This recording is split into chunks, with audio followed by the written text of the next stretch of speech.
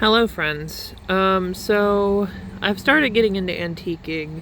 That's what my husband calls it anyway. And I came across this letter in a glass case at the antique shop we went to. And this letter is from 1984. It is significantly older than me, but it looks so cool. And a nation of readers. It seems to be like encouraging kids to get out and read. The things I want to know are in books, said Abraham Lincoln. He remains, to this day, an inspiration for a nation of readers. Apparently, there was a big program that used, Lincoln as their inspiration. It's talking about him teaching himself to read and having a very little formal education. I was thinking about doing a little series, reading part of this off. I'm going to start here and, drop in the comments if you want me to keep it going.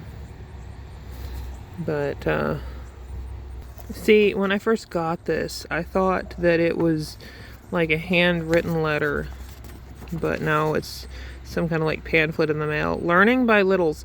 I thought it was so cool that apparently way back, even in the 80s, well, that's not that long ago, but they were using the term littles. But here's a little bit of reading.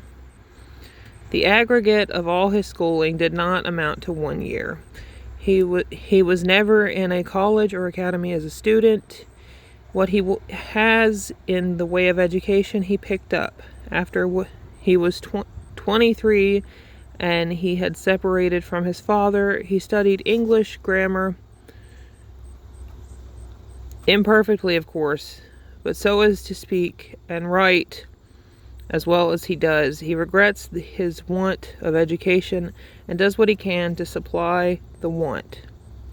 The man referred to was Abraham Lincoln, and those words are what he said about his education.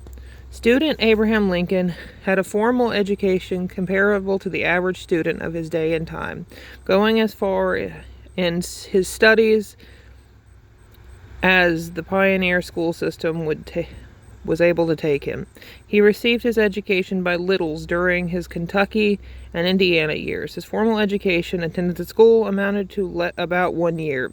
Since his 5 schoolmasters were little versed in educational training, as measured against teachers' training today, Lincoln's real education might have been called a product of the books he read. And that is the first 2 paragraphs. If anyone wants, I will keep reading. Cheers.